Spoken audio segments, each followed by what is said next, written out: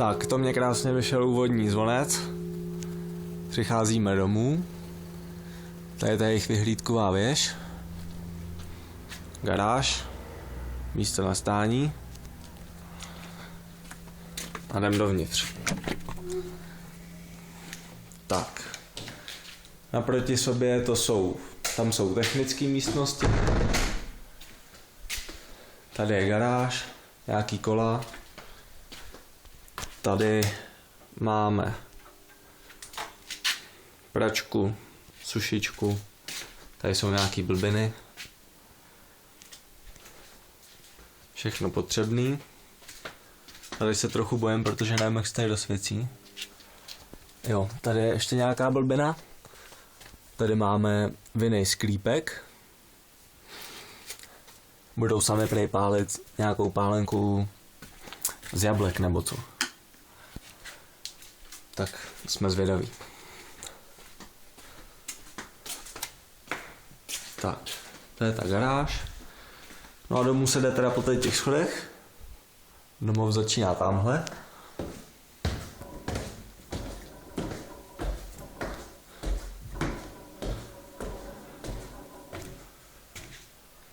Věšák.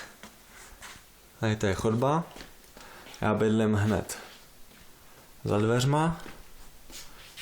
Je mám stůl, nebo 2 stoly, ten jeden jsem si teda musel objednat, nebo přitáhnout sám.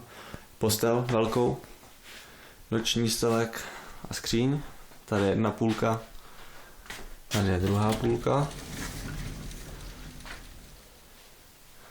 Výhled mám na ulici.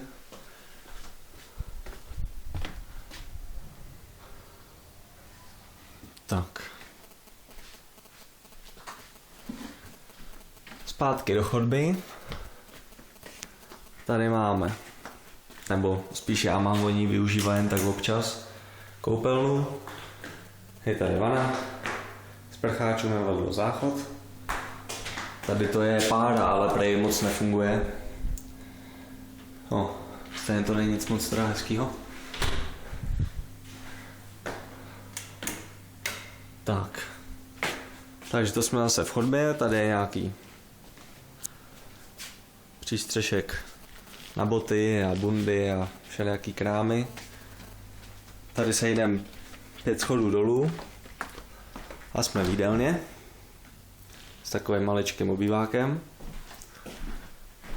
Tady když jdem nalevo, tak tady je kuchyň, kávovar, spousta koření, myčka, všechno. Tady vyjdem 2 schody nahoru a jsme ve spíži.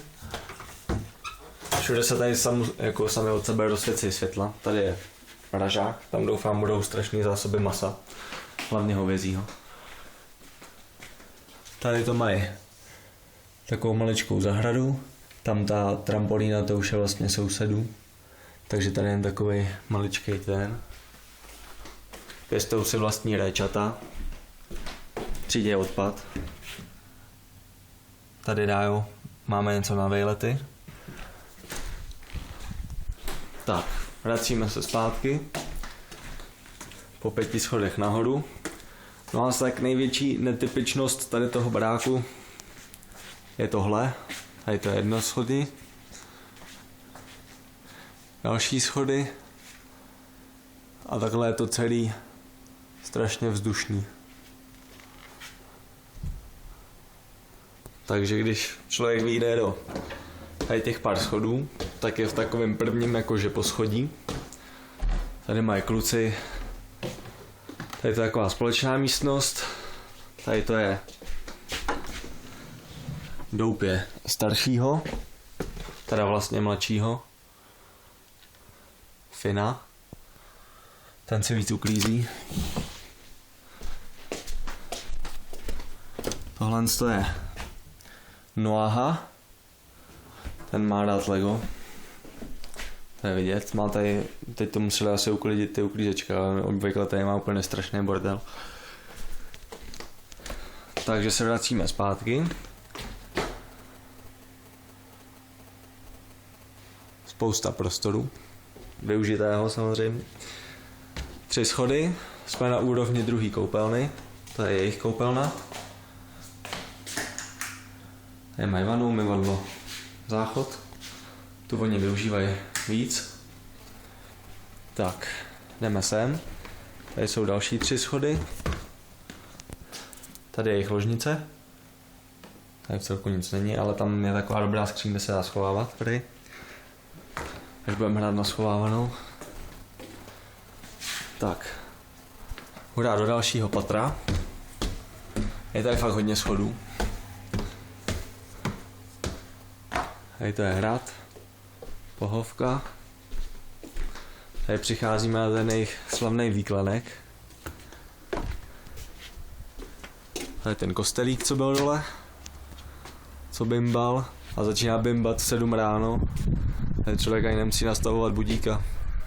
Zbudí ho to krásně. Tamhle v dálce to je Ženeva už. Jezero moc vidět není. Tam je vidět docela masiv. A myslím, že se skáčou ty paraglidy. A vlastně tam tím směrem trošku je to tam vidět. Tam už je jezero. A tam to pohoří, to je vlastně ta Jura. Alpy jsou na druhé straně. Tak. Jdeme zpátky domů. Tady jsou další 3 schody. Tady to je taková knihovna s odpočívadlem. 5 schodů dolů. Tady je televize. Gauč. Počítač. Za tady tím je nějaká tajná místnost, tam mají nějaký věci. Takže takhle to zhruba vypadá ze zhora.